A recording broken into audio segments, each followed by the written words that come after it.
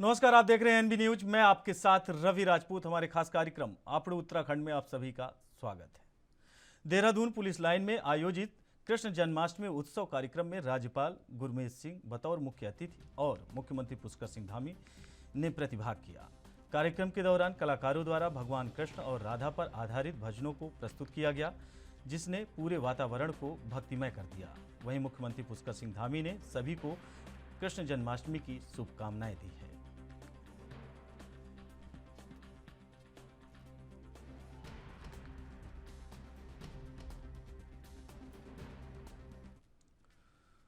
वहीं उत्तराखंड में अग्निपथ योजना के तहत अग्निवीर भर्ती रैली का पहला चरण आज से कोटद्वार से शुरू किया गया है।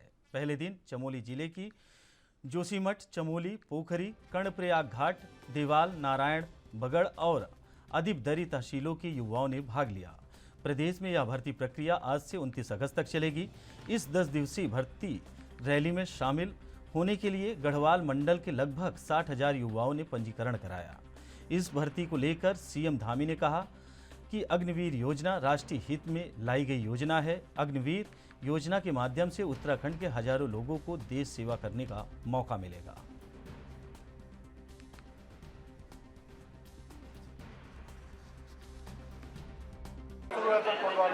अग्निवीर योजना राष्ट्र के हित में लाई गई योजना है और उत्तराखंड राज्य में हमने इसका विधिवत रूप से यहाँ पर शुभारम्भ कर दिया है कि कोटद्वार में भर्ती मेला लगा हुआ है।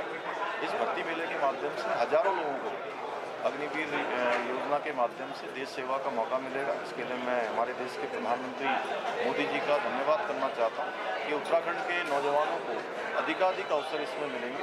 हमारे नौजवान अधिक संख्या में जाएंगे और पहले भी जाते हैं। गढ़वाल मंडल के 7 जनपदों के लिए कोटद्वार में शुक्रवार को आयोजित की जा रही अग्निपथ भर्ती को लेकर युवाओं में खासा उत्साह है। वहीं Victoria cross Gabbar Singh ground में आयोजित हो रही अग्निपथ भर्ती के पहले दिन चमोली जिले के युवाओं ने भर्ती आयोजित हुई, जिसमें बड़ी संख्या में युवाओं ने भाग लिया। निष्पक्ष और पारदर्शी भर्ती के लिए सेना और पुलिस के अधिकारियों ने अपनी कमर कसी हुई है। उधर दूसरी ओर अग्निपथ भर्ती में सफल हुए चमोली के युवाओं के चेहरे पर निराशा नहीं दिख रही है। अग्निपथ भर्ती को पारदर्शी और निष्पक्ष करने के लिए सेना और इंटेलिजेंस और स्थानीय पुलिस भर्ती रैली पर नजर बनाए हुए है।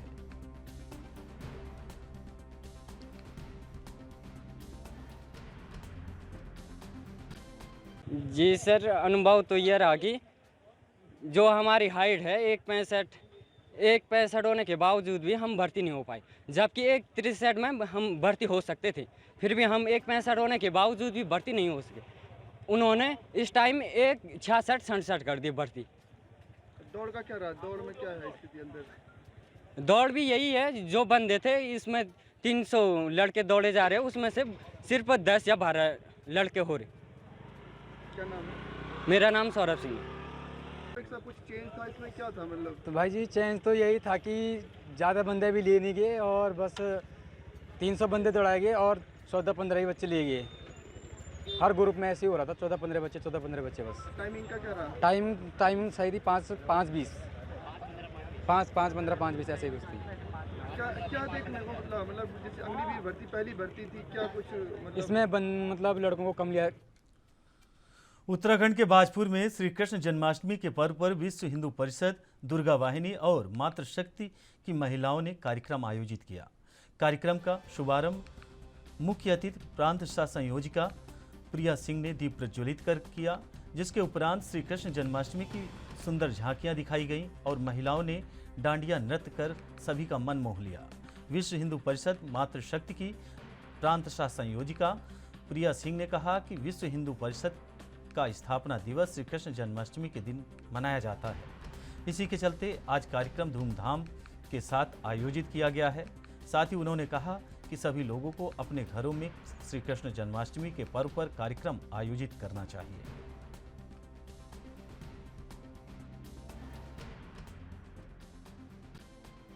हिंदू परिषद का स्थापना दिवस का भी कार्यक्रम है। हमारे विश्व हिंदू परिषद की स्थापना सन 1964 में कृष्ण जन्माष्टमी के दिन संदीपनी आश्रम में श्री स्वामी चिन्मयानंद जी के द्वारा कराई गई थी। तो हम अपना दुर्गा वाहिनी का जन्माष्टमी का स्थापना दिवस का कार्यक्रम हर साल जन्माष्टमी पे ही मनाते हैं। हाँ, ये जन्माष्टमी का कार्यक्रम जो हमने इतनी धूमधाम से मनाया है, तो हम लोगों को ये संदेश देना चाहते हैं कि हर हिंदू धर्म के लोग इस जन्माष्टमी के कार्यक्रम को अपने अपने घरों में चाहे छोटे स्तर पे मनाएं चाहे बड़े स्तर पे मनाएं, लेकिन हर एक इंसान को ये कार्यक्रम मनाना ही चाहिए। आज हम दुर्गा वाहिनी मातृशक्ति की बहनों ने जन्माष्टमी का त्यौहार बड़े धूमधाम से मनाया है और हम सभी को ये संदेश देना चाहते हैं कि हम जितने भी हिंदू बहन भाई हैं अपने घर पे अपने सारे त्यौहार, जन्माष्टमी भी सारे त्यौहार अपने घर पर अपनी सारी बहनों के साथ सबके साथ मिलकर चाहे छोटे स्तर पर मनाएं चाहे बड़े स्तर पर मनाएं। हल्द्वानी में श्री कृष्ण जन्माष्टमी का त्यौहार बड़े ही धूमधाम से मनाया जा रहा है। कृष्ण जन्माष्टमी के उपलक्ष्य में सभी मंदिरों को बहुत ही सुंदर ढंग से सजाया गया है। हल्द्वानी के हर मंदिरों में झूला बनाकर भगवान कृष्ण को झूले से झुलाया जा रहा है। वहीं मंदिरों में सुबह से ही श्रद्धालुओं का तांता लगा हुआ है।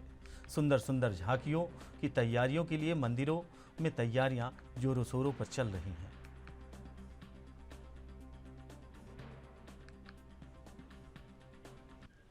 देखिए, इस साल जो है कई साल के बाद 2 साल के बाद जो है ये महोत्सव मनाया जा रहा है, कृष्ण जन्मोत्सव मनाया जा रहा है। और ये बड़े हमने बहुत जल्दी में ये हमने केवल 1 हफ्ते के अंदर ही हमने ये सब तैयारियाँ की हैं और 1 हफ्ते के अंदर ही हम लोगों से कह भी नहीं पाए हैं। तो बहुत जल्दीबाजी में हमने ये तैयारी की है, लेकिन जो हमें लोगों का सहयोग और लोगों का उत्साह देखने को मिल रहा है ये अभूतपूर्व है। और हो भी क्यों ना, क्योंकि कृष्ण जी का जन्म है आज। और आज रात के 12 बजे हम जो है यहाँ हमारे लड्डू गोपाल जो हैं वो यहाँ उनका जन्मदिन मनाया जाएगा। बढ़िया ढंग से उनका जन्मोत्सव करेंगे हम यहाँ और उनका प्रसाद वगैरह वितरण होगा उसका। सर्वप्रथम आप सभी का स्वागत है।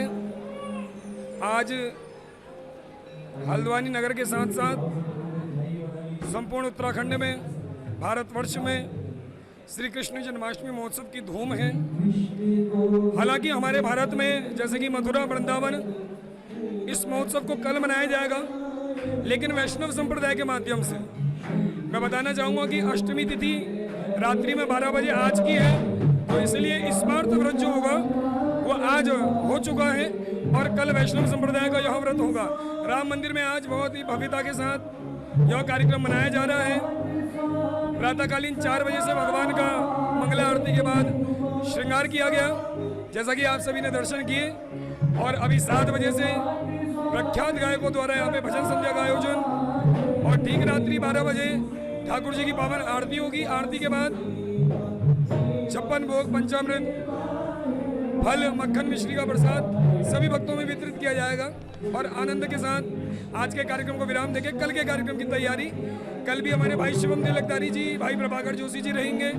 झांकियों में परिवर्तन रहेगा और ठीक यथावत इसी प्रकार प्रसाद वितरण कल रात्रि 12 बजे भी किया जाएगा। बहुत अच्छा लग रहा है, यहाँ पे महोत्सव हो रहा है। ये सब लोग आए हैं, सारे सब अपने बच्चों को लेके आए हैं, सब सज के आए हैं। कोई कृष्ण बन के आया है, कोई राधा बन के आया है। सब बहुत प्यारे क्यूट से लग रहे हैं और डांस वगैरह भी हो रहे हैं। सब अपने अपने जो कला में निपुण है वो सब कर रहे हैं अपनी अपनी तरफ से। अच्छा लग रहा है।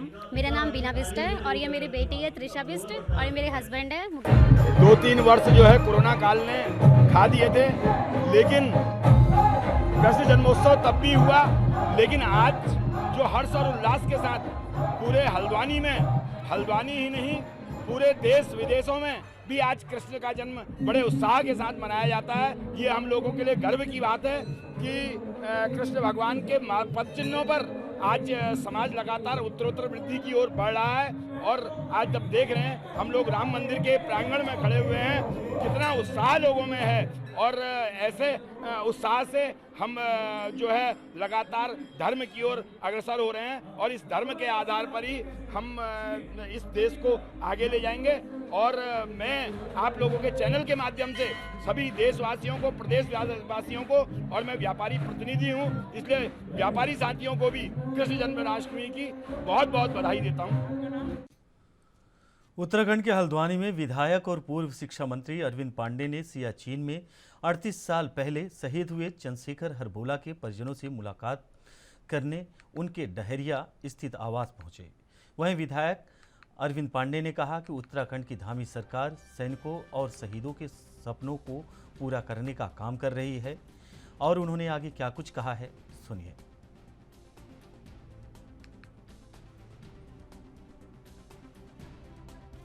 देश के हमारे जो सैनिक हैं, जो देश के लिए शहीद हुए हैं, उनको भारतीय जनता पार्टी या भारतीय जनता पार्टी के माध्यम से बनी हुई सरकारों ने हमेशा सैनिकों का सम्मान किया है। इसी कड़ी में कल हमारे मुख्यमंत्री जी यहाँ पहुँचे और मैं यहाँ पड़ोस का विधायक हूँ।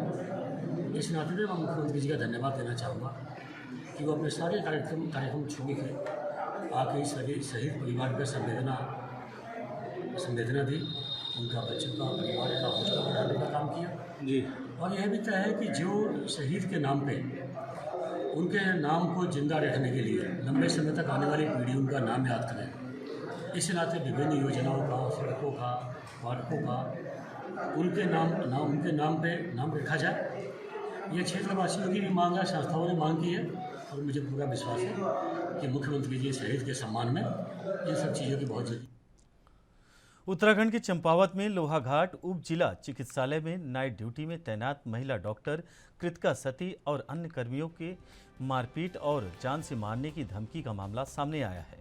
वहीं महिला डॉक्टर कृतिका ने बताया कि 2 अराजक तत्वों ने देर रात अस्पताल आकर उनसे जबरदस्ती मेडिकल बनाने के लिए कहा। नहीं मानने पर उनके साथ मारपीट की कोशिश की गई और गोली मारने की धमकी दी गई। महिला डॉक्टर के साथ हुई अभद्रता का पता चलने पर आक्रोशित डॉक्टरों ने अराजक तत्वों की गिरफ्तारी की मांग को लेकर धरना दिया। वहीं धरने पर बैठे डॉक्टरों से मिलने लोहाघाट के विधायक खुशहाल सिंह अधिकारी ने डॉक्टरों को अराजक तत्वों की जल्द गिरफ्तारी का आश्वासन भी दिया।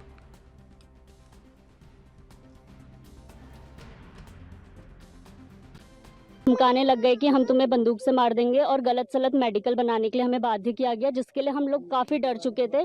हमने और बार बार हम पे दबाव डाल रहे थे, अगर आपने ऐसा नहीं किया। जो हमारे साथ स्टाफ थे उनको बोल रहे थे कि आपके तो बच्चे हैं, पत्नी है, हम इन सबको मारेंगे, आप लोग तो यहाँ पर घूमते रहोगे, हम मार देंगे, जिससे हम लोग काफ़ी डर चुके थे। और हमने फिर थोड़ा बहुत जो आधा अधूरा था वो लिख के इनको दे दिया था। यही चाहते हैं कि पुलिस और हमारे जो यहाँ के MS हैं वो एक हमारे लिए एक खासकर महिलाएँ, हम काफ़ी ज़्यादा यहाँ पर स्टाफ में भी महिलाएँ हैं और डॉक्टर भी महिलाएं ही रात को ड्यूटी करती हैं, तो हमारे लिए सुरक्षा प्रदान की जाए। कि इस प्रकार की अराजकता का काम करने वाला व्यक्ति चाहे कोई हो, कितना ही बड़ा हो, उसके लिए इस समाज में कोई स्थान नहीं है। और डॉक्टर्स लोगों से कि आप लोग अपना काम करिए, मैं यहाँ पर हूँ। जब तक वो ऐसे लोगों को पकड़ के पुलिस यहाँ नहीं लाएगी तब तक हम भी चैन की नींद नहीं लेंगे। और आपको आश्वस्त करते हैं कि उनको लाया जाएगा, उनको दंड दिया जाएगा।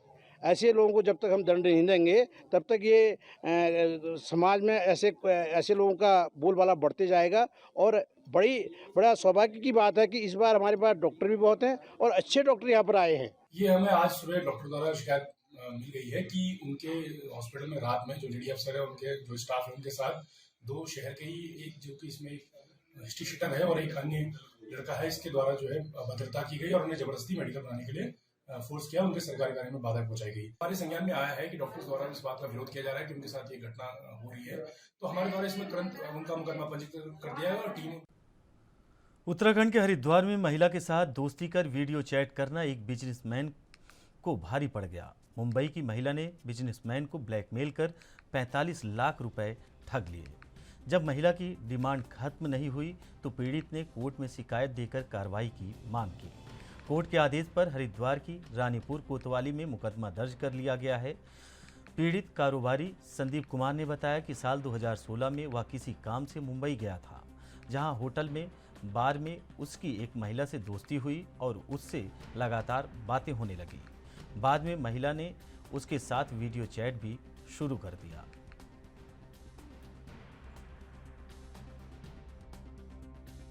इसमें एक तहरीर आई थी जिस पे मुकदमा दर्ज हुआ है और इसमें जांच की जा रही है। जांच में जो भी तथ्य सामने आते हैं उसके आधार पे आवश्यक विधिक कार्रवाई की जाएगी। देखिए, उसके साथ वो बताया कि ऑनलाइन उसके साथ कुछ अश्लील वीडियो बना के उसमें ठगी की गई है, जिसकी FIR तो दर्ज हो गई है, उसकी तफ्तीश विवेचक द्वारा की जा रही है। विवेचना में जो भी तथ्य उत्तराखंड के देहरादून में PSC रेलवे बोर्ड के चेयरमैन और उनकी टीम देहरादून रेलवे स्टेशन का निरीक्षण करने पहुंची। निरीक्षण के दौरान वेटिंग रूम और टॉयलेट जैसी मूलभूत सुविधाएं स्वच्छ पाई गईं, जिसके लिए चेयरमैन PK कृष्णदास ने DRM और DRM के मैनेजमेंट की तारीफ भी की। लेकिन ट्रैफिक जाम जैसी समस्या से आज भी दून रेलवे स्टेशन जूझ रहा है। बता दें कि देहरादून रेलवे स्टेशन की और भी बेहतर बनाने के लिए 2 करोड़ 5 लाख का बजट रेल मंत्रालय द्वारा दिया जा चुका है।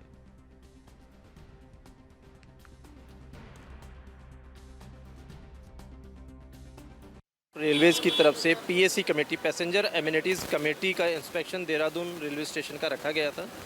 इस इंस्पेक्शन के अंतर्गत इस रेलवे स्टेशन पर यात्री सुविधाओं को लेकर के, यात्री सुरक्षा को लेकर के, यात्रियों के यहाँ आवागमन और यात्रियों की जो भी परेशानियाँ उनके सामने आ रही हैं, उसके निवारण के लिए इंस्पेक्शन रखा गया था, जिसके अंतर्गत हम लोगों ने रेलवे स्टेशन का पूरा मुआयना किया गया है। जो हमें खामियां पाई गई हैं, इंटरनल खामियां हैं छोटी छोटी, उसे ऑर्गेनाइज़ करने के लिए हम लोगों ने DRM और ADRM सर को इंस्ट्रक्ट कर दिया है। जो मेजर खामियां हैं उसका हम लोगों ने नोट किया है, उन चीज़ों को नोट किया है और हम रेलवे बोर्ड में रखेंगे और रेलवे बोर्ड की तरफ से जल्दी इसका निवारण किया जाए, उसकी हम कोशिश करेंगे, प्रयास करेंगे।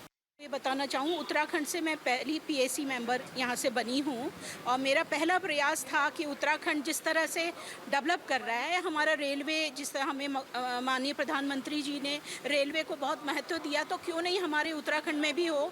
तो काशीपुर का हम लोगों ने कर लिया पूरा टूर, इंस्पेक्शन यहाँ रह गया था। तो मैं सबसे पहले धन्यवाद तो अपने चेयरमैन साहब का देना चाहती हूँ कि वो पूरी टीम के साथ आज देहरादून आए हैं और जिस तरह से यहाँ खुश हुए इस स्टेशन को देखकर। लेकिन इतनी खुशी नहीं है, इससे ज़्यादा जो अभी अमाउंट मिल रहा है उसको हम लोग इस रेलवे स्टेशन में लगाएंगे, हरिद्वार में, देवनगरी, ऋषिकेश में भी लगाएंगे। बहुत सारे पॉइंट्स को लेकर हम लोग पहली बार यानी 2 साल में ये पहला इंस्पेक्शन हुआ है। हमारे पूरे टीम यहाँ साथ में आई है, 15 लोगों की टीम है और हम लोग अब यहाँ से देवनगरी अपना ऋषिकेश जा रहे हैं, उसके बाद हरिद्वार जा रहे हैं। वहाँ ADRM के साथ बैठ के जो बातें रह जाएंगी वो हम लोग इसको फुल फाइनल करके अच्छे से अच्छा रेलवे स्टेशन का डेवलप हो और यहाँ की जनता, यहाँ के पैसेंजर, यहाँ के लोगों को सुविधा मिले, यही आज का पूरा मोटिव। नैनीताल के एक होटल में रुकी लड़की ने प्यार में कुछ कहा सुनी होने के बाद अपने हाथ के नस काट ली। लड़की को स्थानीय BD पांडे अस्पताल लाया गया, जहां उसका इलाज किया गया। दरअसल तल्लीताल के एक निजी होटल में लखनऊ से घूमने आई एक युवती रुकी थी। गुरुवार रात युवती ने अपने हाथ की नस काट ली। युवती के हाथ से तेजी से खून की धार बहने लगी, जिसके बाद युवती को आनन फानन में अस्पताल लाया गया। वहीं बताया जा रहा है कि युवती की दोस्ती लखनऊ के एक युवक समीर से है। युवती ने पुलिस को बताया कि समीर ने उससे कहा कि वो उससे नहीं बल्कि उसके पैसे से प्यार करता है, जिसके बाद लड़की ने ये कदम उठाया।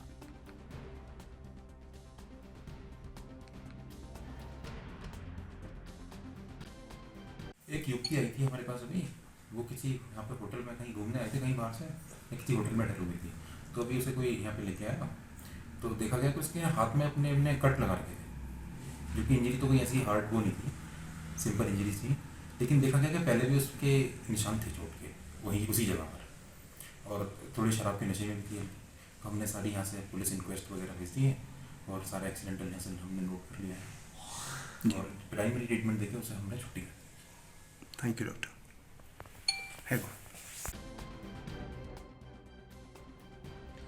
वहीं आपको बता दें कि लखनऊ से घूमने आई एक लड़की जब वह पहुंची तो नैनीताल के एक होटल में रुकी हुई थी। वहीं उस होटल में रहते हुए उसने बाथरूम में अपने हाथ की नस काट ली, जिसके बाद स्थानीय लोगों को पता चला तो उन्होंने पुलिस में शिकायत की और लड़की को अस्पताल ले गए, जहां पे उसकी हालत ठीक है।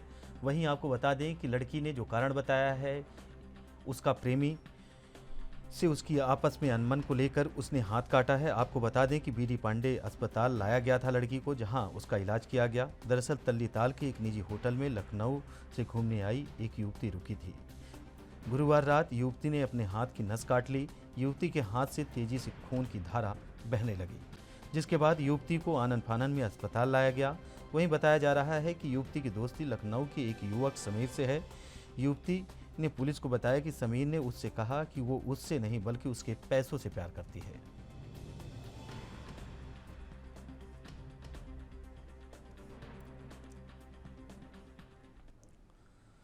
उत्तराखंड में लोकगीतों की समृद्ध परंपरा रही है। हुड़किया बौल इसमें प्रमुख है। खेती और सामूहिक श्रम में जुड़े यह परंपरा सिमटती कृषि के साथ ही कम होती चली जा रही है, लेकिन रामनगर के ग्रामीण इलाकों में बसे लोगों ने आज भी इस संस्कृति को जिंदा रखा है। यहाँ किसान हुड़किया बौल पर धान की रोपाई करते हैं। प्रदेश की पर्वतीय क्षेत्रों में धान की रोपाई और मडुए की गुड़ाई के समय हुड़किया बौल गाए जाते हैं। पहले भी भूमि के देवता भूमिया, पानी के देवता इंद्र, छाया के देव मेघ की वंदना से शुरुआत होती है।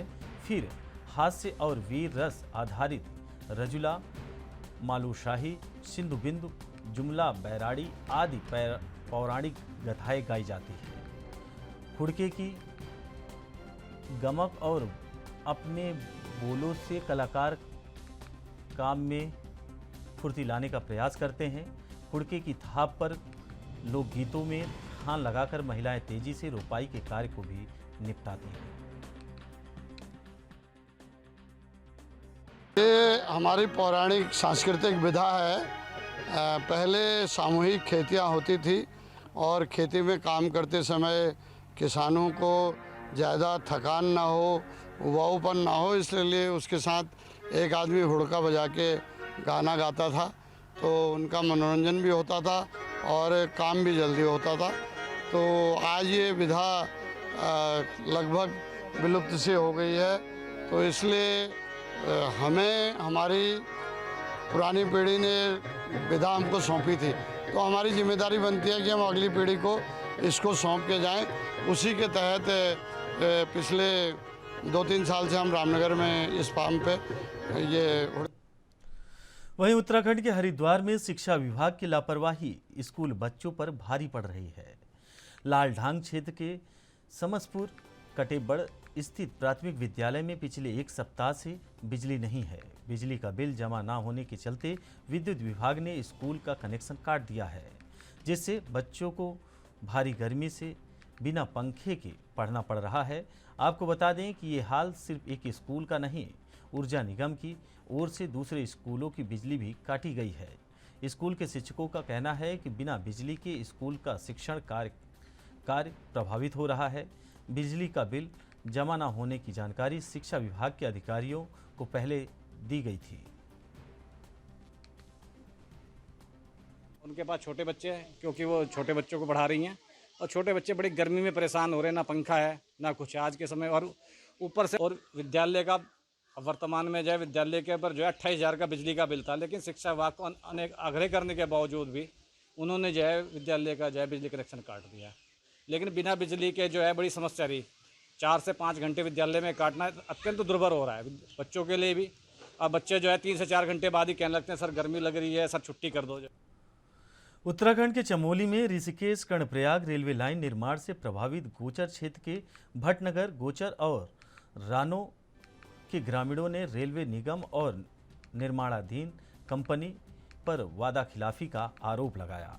आपको बता दें कि रेलवे संघर्ष समिति के अध्यक्ष गाजेन नयाल ने कहा कि कंपनी में स्थानीय लोगों से ज़्यादा बाहरी लोगों को रोजगार दिया जा रहा है, जबकि स्थानीय लोगों को कोई महत्व नहीं दिया जा रहा। उन्होंने कहा कि यदि कंपनियां जल्द ही उनकी मांगें नहीं मानती तो उन्हें आंदोलन जारी रखने को मजबूर होना पड़ेगा। रेलवे निर्माण कंपनियों और रेलवे निगम की समस्याओं के स्थानीय निवारण की मांग के बाद भी कोई कार्रवाई नहीं हो रही है।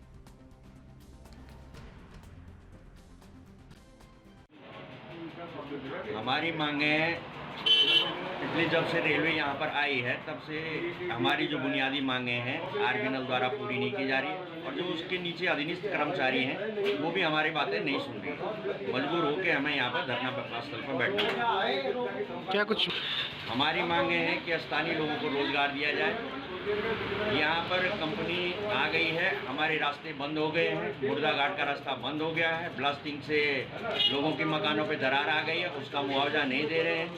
सामाजिक उत्थान का इनके पास बजट होता है, उसको यहाँ खर्च नहीं किया जा रहा है, जो कि हमारा स्थानीय लोगों का अधिकार है, और बाहरी प्रदेशों के लोगों को यहाँ पर रोजगार दिया जा रहा है। इस 9-10 बिंदुओं पे हम इनके खिलाफ आंदोलनरत हैं जब तक हमारी मांगें पूरी नहीं होगी।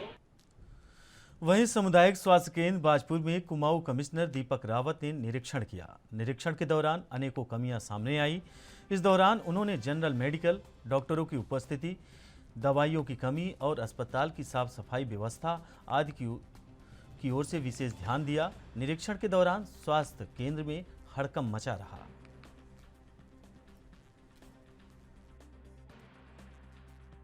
जी ने निर्देश दिए हैं कि एक तो जो हमारे ऐसे सरकारी ऑफिस हैं जहाँ पब्लिक का ज़्यादा से वास्ता पड़ता है, उनको औचक रूप से कभी कभी देखा जाए। तो उस क्रम में आज मैंने CHC बाजपुर को देखा और यहाँ पे 2-3 चीज़ें मुझे ऐसी लगी जो कि गलत हैं, जिनको ठीक होना चाहिए। एक तो जो दवाएं हमारे पास अंदर अवेलेबल हैं, उनका एक बहुत बड़ा सा पोस्टर या फ्लेक्सी बाहर पहले से लिखा रहना चाहिए और पब्लिक को ये पता रहना चाहिए कि ये दवाइयाँ अस्पताल में अवेलेबल हैं और इस संख्या में अवेलेबल है। दूसरी बात जो मैंने यहाँ पे देखी कि जो बहुत ही बेसिक एसेंशियल दवाइयाँ होती हैं, जैसे कि विटामिन C है या एंटासिड की दवाइयाँ हैं, वो भी यहाँ पे स्टॉक में नहीं थी, जो कि एक चिंताजनक बात है और ये अभी देखना पड़ेगा जांच पे। मैंने डायरेक्टर मेडिकल हेल्थ से कहा है कि वो इसको देखें एक बार और मुझे बताएं कि ऐसा क्यों हो रहा है।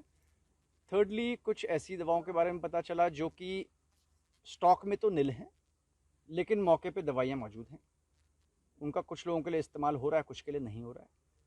और जो दवाइयों का आपका ई-औषधि पोर्टल है, उसको अपडेट रहना चाहिए। किसी भी वक्त जो CMS वहाँ के अस्पताल के, उनको पता रहना चाहिए कि ये दवाइयाँ मेरे पास हैं, ये नहीं हैं, ये क्रिटिकल हैं, इनको मंगवाया जाना है, वो मॉनिटर। तो फिलहाल आप लोग उत्तराखंड में हमारे साथ इतना ही। बाकी खबरों से जुड़े रहने के लिए देखते रहिए ANB न्यूज़। नमस्कार।